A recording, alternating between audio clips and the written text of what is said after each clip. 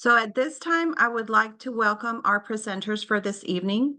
Joining us this evening, we have Ms. Felicia Norwood. She is the Supervisor of Elementary English Learner Instruction. We have Ms. Christina Lowe, Supervisor of Middle School English Learner Instruction, and Ms. Christine Lentz Johnson, Supervisor of High School English Learner Instruction with Prince William County Schools. Welcome, ladies. Thank you. Thank you.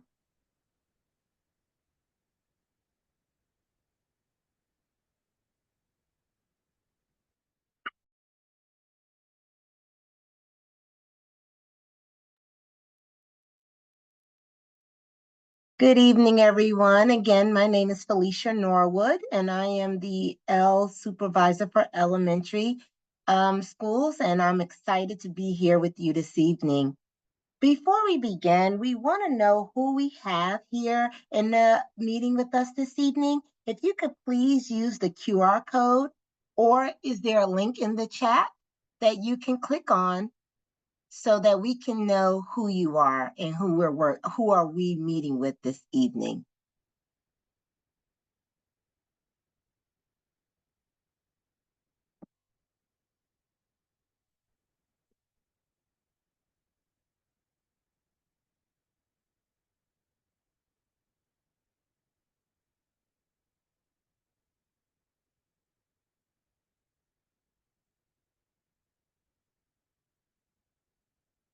Next slide, please.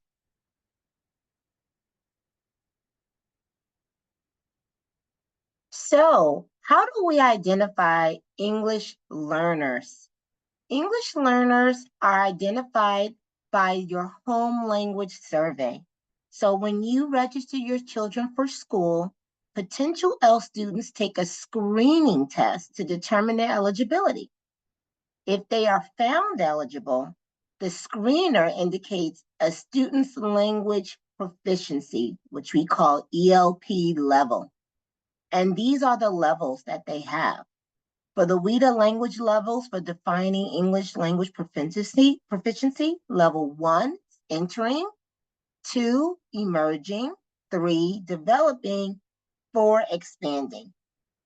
For more information about L identification, you can contact Helga Sanchez. She is the supervisor for the Global Welcome Center, and her email is here for your convenience.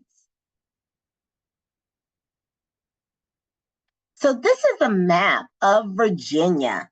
And in this map of Virginia, it just gives you some important information. One is, not sure you know this, but some of the top languages in the state of Virginia are Spanish, Arabic, Urdu, Pashto, Northern, and Dari. And we have over 270 languages spoken in the state, with roughly 137,000 L students statewide.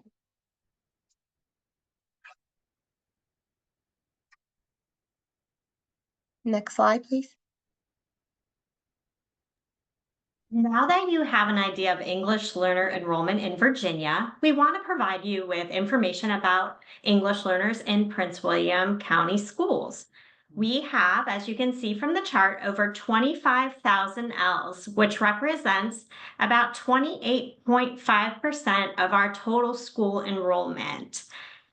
As you can see, the majority of our English learners are enrolled in elementary grades, followed by middle, and then high. Combined schools are our K-8 traditional and non-traditional schools. You can see that these enrollment trends downward. So elementary has that highest enrollment at 13,530, and then it trends down to high. And that really is because of the number of our English learner students who reach that level 4.4 English proficiency and exit out of our services.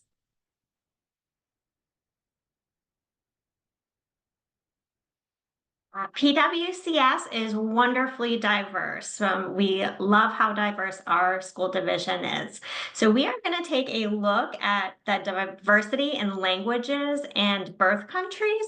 But before we get into the numbers, we thought it would be fun to have you, our guests, guess how many languages and birth countries are represented by the students in our school division. So you're just going to go ahead and take a guess. You should see the poll up there.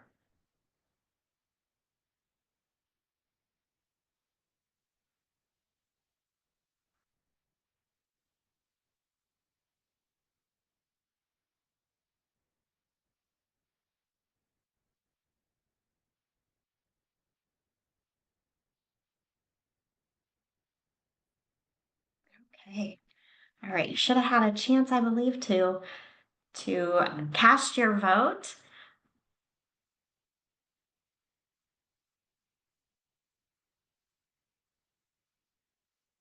Next slide.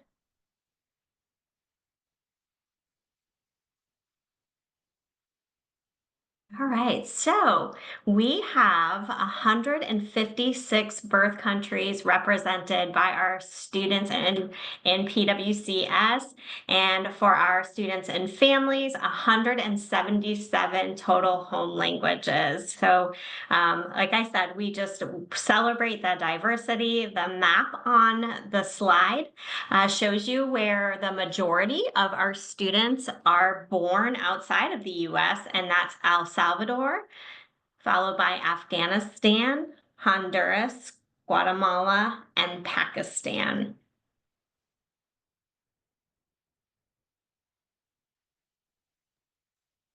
So English learner students are entitled to services, and that means that they receive specific instruction depending on their proficiency level and their grade level. They receive a specific number of minutes, also based on that proficiency level and grade level. Each student receives two types of services: English language development and sheltered instruction. So what standards do we utilize for this specific instruction for students who are learning English for the first time? In addition to the Virginia Standards of Learning, students are taught using the WIDA English Language Development Standards. You can see them here in this graph where it talks about Standard 1, the language for social and instructional purposes. Standard 2, the language for language arts. Standard 3, the language for mathematics. Standard 4, the language for science. And Standard 5, the language for social studies. You'll see that these all support each other, but specifically Standard 1, the language for social and instructional purposes, supports each content area. We have a lot of language that we use that's specific to learning and specific to students just communicating with each other. It's our role as educators to ensure that we are building that knowledge and that language into everything that we do. English language development is direct linguistic services provided by a teacher certified in English as a second language. ELD focuses on teaching language through content using the 4 language domains, which are listening, speaking, reading, and writing. Students are grouped by proficiency level to receive specific language instruction during English language development time. And ELD instruction is typically provided as a part of or aligned with English language arts instruction. Students also receive sheltered instruction. And what sheltered instruction means is that students or teachers, provide academic instruction that is specifically designed to make grade level subject matter concepts understandable to English learners while promoting their development and acquisition of the English language. In these classes, students are mixed with non-ELs, or during this time, the student composition is L and non-L, and sheltered instruction is typically provided in the core content areas other than English language arts, because as Miss Lowe described, that's when our English language development occurs. So sheltered instruction is provided in mathematics, science, and social studies.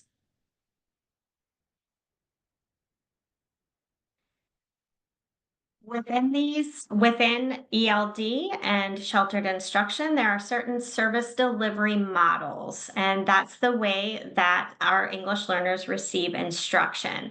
So you'll see the different types of service delivery models on the slide. And co-taught means that there are two or more teachers instructing the same group of students within the same classroom. For example, a grade level or content area teacher and an English learner teacher working together in a classroom to provide instruction for students. In a pull-out model, L's are removed from the general education classroom for instruction, and this does not occur for the entire class. It is for that English language development. And this service is generally at the elementary level, if and when that service delivery model occurs. In an L-only service delivery, this means that L's are in a class that is comprised of only L students. And this model is really prevalent in middle school and high school. Because the students are enrolled in a course during the day, since they have specific classes that they attend. So that's where you'll generally see, or will generally provide those that service. And then inclusion, and that means that L's are instructed in the same class along with their general education peers. For example, this model would occur in a class where that sheltered instruction that we spoke to is occurring. And then finally, push-in model, that's when L's are supported individually or in small groups within the general education classroom. And again, this model is really prevalent in elementary. I mean, it doesn't mean that's the only place that happens, but it's prevalent in elementary and occurs when the L teacher pushes into a grade level teacher's class and provides that individual or small group instruction. So who provides L instruction? ELD is provided by an ESL certified teacher. A duly endorsed teacher could also provide ELD services, meaning that this teacher has an endorsement in ESL and English language arts. Or two teachers, where you would have one ESOL teacher and then one content teacher. Sheltered instruction is provided by a teacher who is trained to work with the L students. So what resources are used within ELD curriculum? This year, we were excited that we have created an ELD curriculum for elementary, and these are some of the resources that we use to ensure that our L students are having the opportunity to receive high quality, rigorous instruction that is on grade level. So some of these materials, such as you will see, I'm sure you've heard your kids talk about HMH. Well, HMH, we also use HMH when we were developing our curriculum, and our ESOL teachers use HMH exclusively to teach your students when they're working with them during ELD. Also, we have My Lexia, and I know parents have probably heard of Lexia before, but for this year, we are providing Lexia and Lexia English for students in grades K through 6 who are levels 1 and 2, and that were the levels that we were talking about earlier. So our students have more opportunity to learn and to develop their language with Lexia English. So how do the ELD modules align with the ELA modules? One of the things that we did when we developed our curriculum for ELD was look at not only the WIDA standards, but also the state standards that our students have to acquire in order for them to meet mastery. So we use the same stories. So I'm not sure if you have a kid that's talked to you about Keisha and Can, but that was a really cute story. We use the same stories as the general education teacher. We might have a little bit more vocabulary because we are building the vocabulary for our L learners. And so they may have a little bit more so that we can build upon that background knowledge. And then you will see that it is broken into our learning experiences, which is LE. And that's for we broke it into levels 1s and 2s, or your students who may be levels 3s and 4s. And some of the things you notice here, some of the keywords you'll notice for us with the ELD modules is that we really focus on oral language. We're always asking students to speak because we want to make sure they're able to explain what they're learning. We model and guide. We ask students to complete sentences.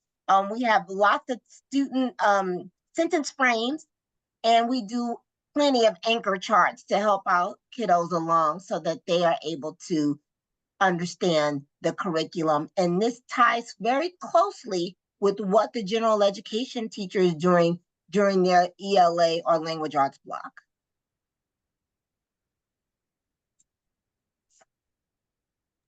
So our middle school English learners, they have access to resources. In some ways, they're similar to elementary, and in some ways, they're very different. We also use HMH. This is called Into Literature at the middle school level. Our curriculum is aligned to the HMH text. So our students are utilizing texts from HMH in both ELD and in their English language arts class. We also use Lexia. We have two programs. One is called Power Up Literacy. This really builds students' reading knowledge and helps them work in 3 areas of word study, grammar, and comprehension. And then, as Felicia was just sharing, we are newly implementing Lexia English this year. And this is targeting specifically our level 1 and 2 students who are English learners at the middle school for grade 6 only. So we're excited to be utilizing this resource this year and really believe that it will help our English learners at the 1 and 2 level to build their oral language skills. And then finally, we also have access to a resource called Newsella. Newsella is a supplementary material to our core text of HMH and allows teachers to provide articles about specific topics that are differentiated by reading level. So we can ensure that students have access to material at a level that will be more accessible for them. Our curriculum also has specific learning experiences and is aligned specifically to the English language arts curriculum. Ours is designed to front load information so that they will be successful in their English language arts classroom. We set aside specific considerations for types of newcomers, such as newcomers.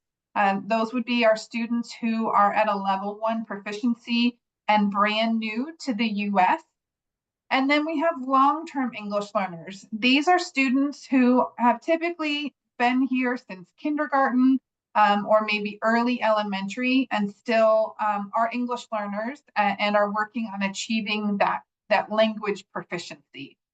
So we need different strategies to work with different kinds of students. And so these are specific strategies that we provide to teachers to help them target those specific students.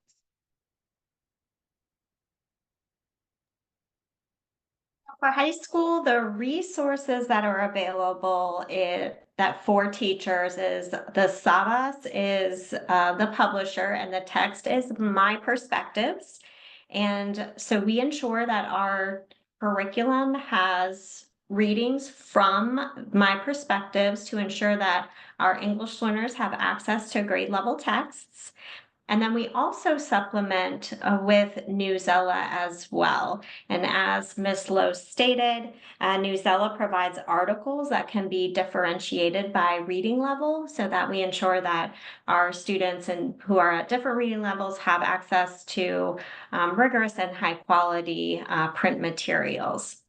And the high school curriculum is thematic, meaning that there is a concept or idea that frames the learning. So, for example, with this unit, change makers is the theme, and students learn about people who have affected change through text and media.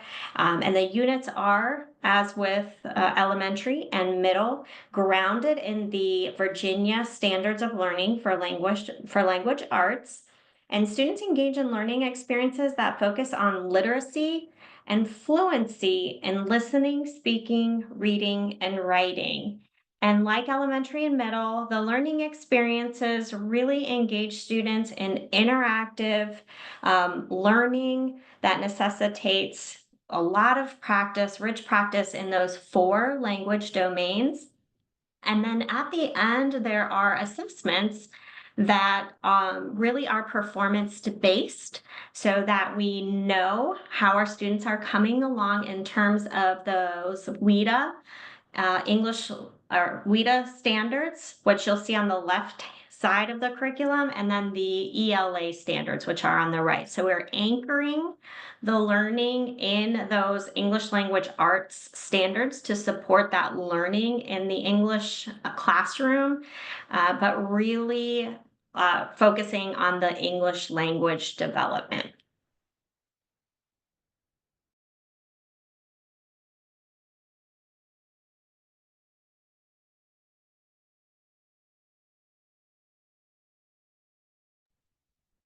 Sorry, I don't know why it's muted. Our English learners take an English language proficiency assessment, and as I noted, we all are progress monitoring language along the way during the year.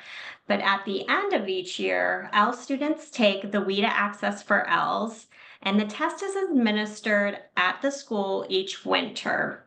And that's generally late January through early March is the testing window. So schools have the opportunity to determine when the best window of time is for them to administer the WIDA access test. And then results are received in late May or early June and provide an updated English language proficiency or ELP level for each student. And when I talked about the enrollment and how the numbers decrease along our continuum, and that really was evidence that our students are exiting the ELL program. The way that students exit the program, that happens when a student achieves a 4.4 or higher composite score on the WIDA access test. When they do that, they are considered proficient and they will exit the English Learner Program.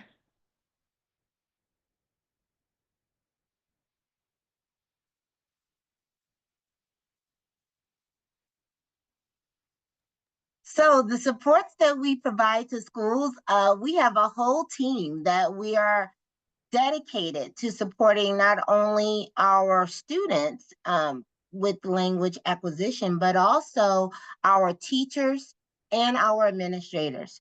So on the elementary team, it's myself, my coordinator, Joy Elliott, and then we have Ksenia Garcia, Dr. Casey Ward, and Nameshi Rukmatali. Sorry about that, my specialist. Middle school, we have Christina Lowe, who you met earlier today, Heather Bosniak, which is the coordinator, and Katie Min. And then for high school, we have Christine Lynch Johnston, who you just met today, Patty Corbin, the coordinator, and Lisa Yeski, who is the specialist. And then we have a K-12 team, and these are 2 members who help everyone from kindergarten to 12th grade, and they work with multiple schools. Donna Hankins, DLA, and dual language assessment and L intervention specialist, and then Amanda Young, who works with L's and our special program specialist.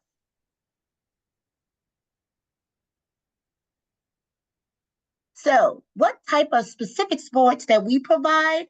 We provide many opportunities for us to learn as well and go out and support teachers. We do instructional coaching, so we may go to a school and model lessons. We may meet with teachers and talk about lesson planning.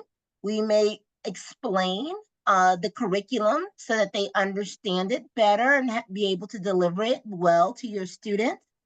We do professional development. There is a course catalog that teachers can sign up to join any of the courses that we have available.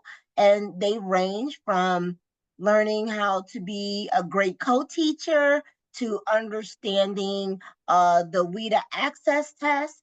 And also we do professional development that is embedded, like job embedded professional development. And what I mean by that is when our specialists go to school, sometimes our teachers, they may see that they need some additional training, but just for that school and that school specific needs. And we also can provide that. We work with curriculum and development where we're looking at different standards, not just language arts, but we look at math, social studies, and science, and we work with different departments to ensure that they are aligned with what the WIDA standards are for our English learners.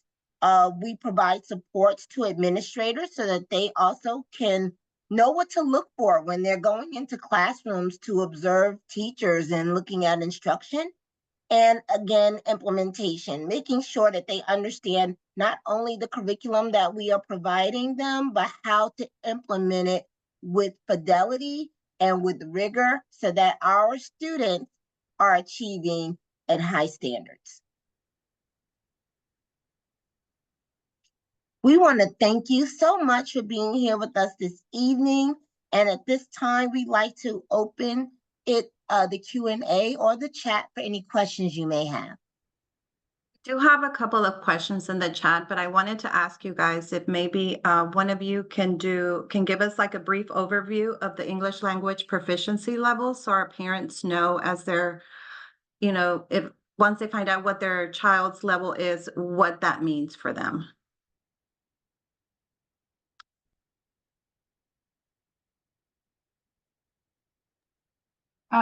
I can go back to the slide on proficiency levels. Would that help? Yes. Give me 1 second.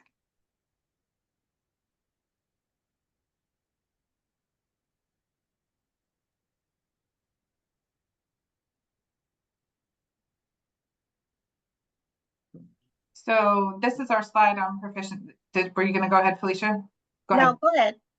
I was going to say, this is our slide on proficiency levels. So when students are found eligible, the screener that they receive at the Global Welcome Center will indicate what level they are. And it starts at level 1, meaning they have the most English still to learn, and moving up to a level 4.4 is where we exit students out. So anywhere from a 1.0 to a 4.4 would be receiving services, but students at the lower levels, 1s and 2s, will receive the most amount of support, while our 3s and 4s will receive less. Once they get up to a level 4, they still receive targeted support, but it is not as intensive as the lower levels. The reason I asked that question is because we do have a question in the chat that's asking what % of the day is an English learner student receiving English language development versus sheltered instruction?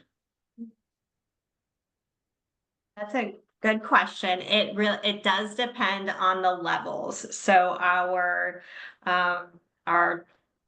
time in ELD is determined by the English language proficiency level with students who are, and it also varies by Grade level. Right? So elementary K-5 students have certain minutes, 6-8, and then 9-12.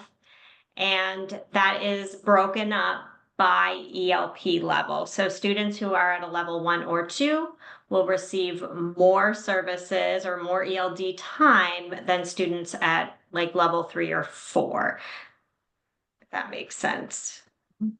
So I'm trying to think of like the percentage of time. We know the number of minutes, but I don't the percentage of time.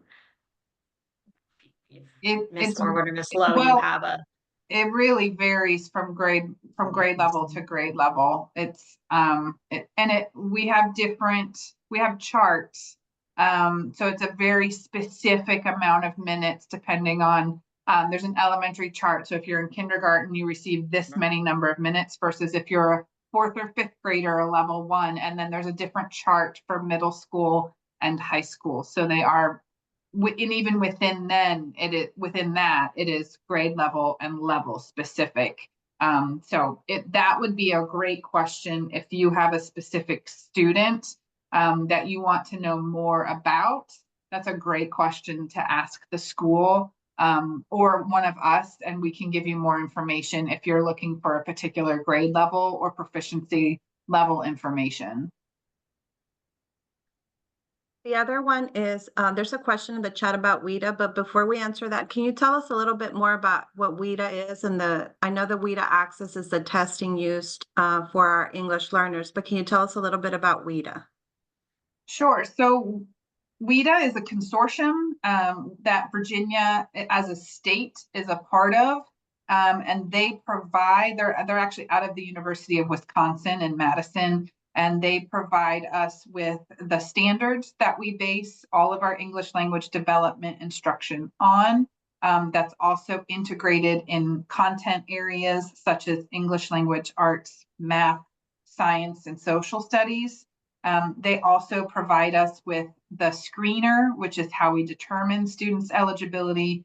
They also provide us with the WIDA Access test that you just mentioned, and that is also how we determine where students are each year, because we know that they're continually learning and growing in their English language development and in their proficiency level. So when we take that test every year, it gives us their current level.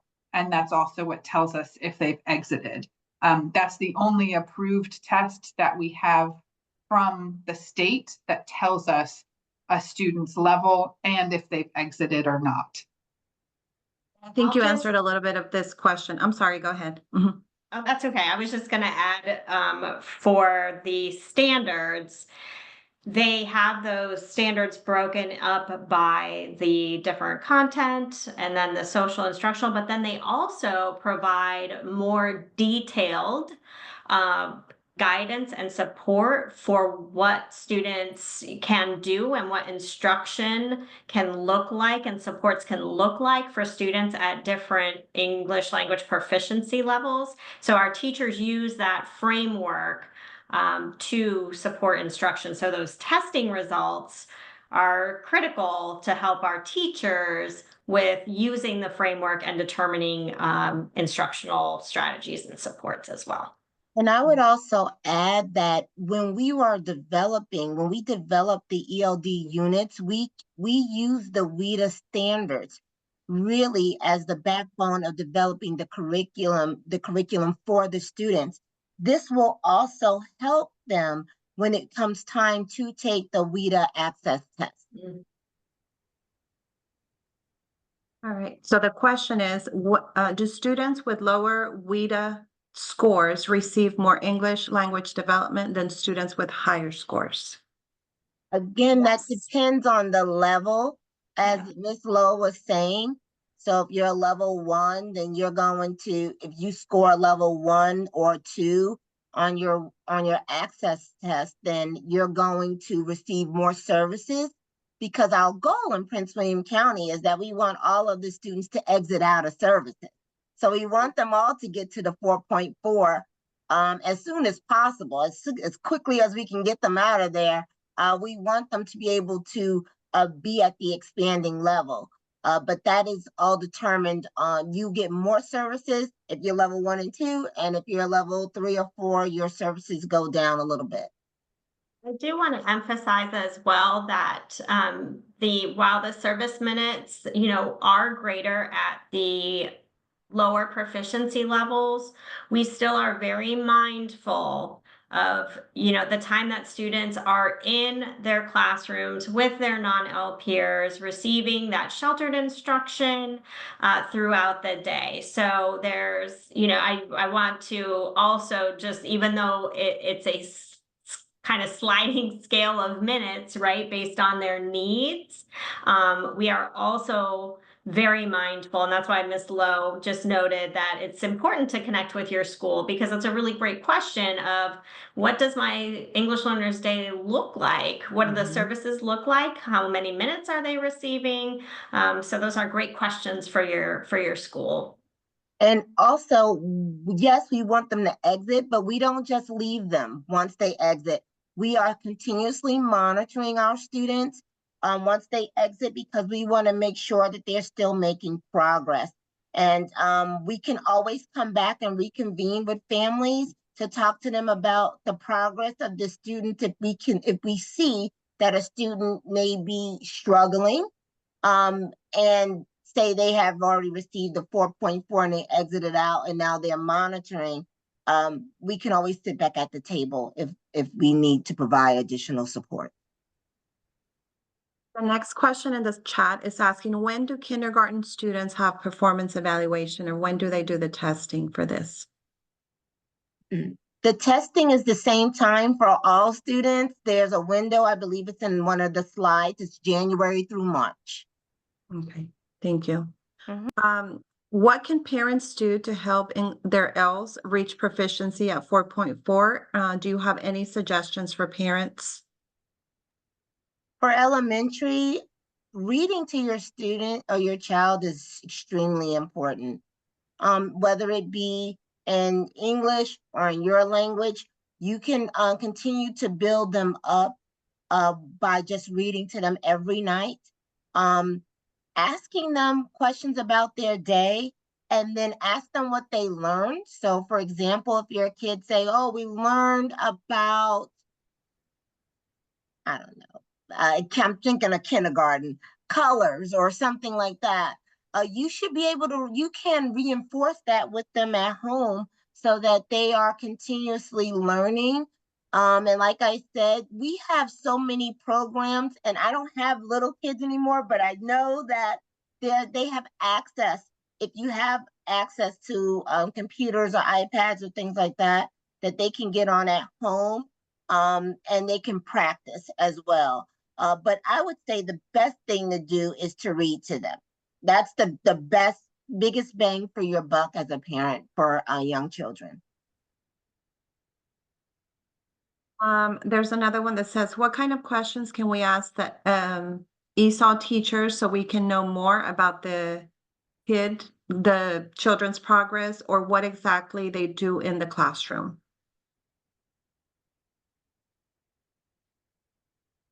So I think that really, so one of the things is we have amazing ESOL teachers, we have amazing interpreters if you need to support that conversation. So when you reach out to your teacher, I would, you can simply ask, really, what does ELD, the ELD is English language development. So those are the services. That's how they kind of think about the time with the ESOL teacher. So what do English language development services, what does that time look like for my student? What do what happens? What do they do during that time? You heard a little bit about the curriculum, but the teacher can provide some more information about what they do, and then how they're monitoring their progress, because that's going to look different at different times, right, with different teachers. So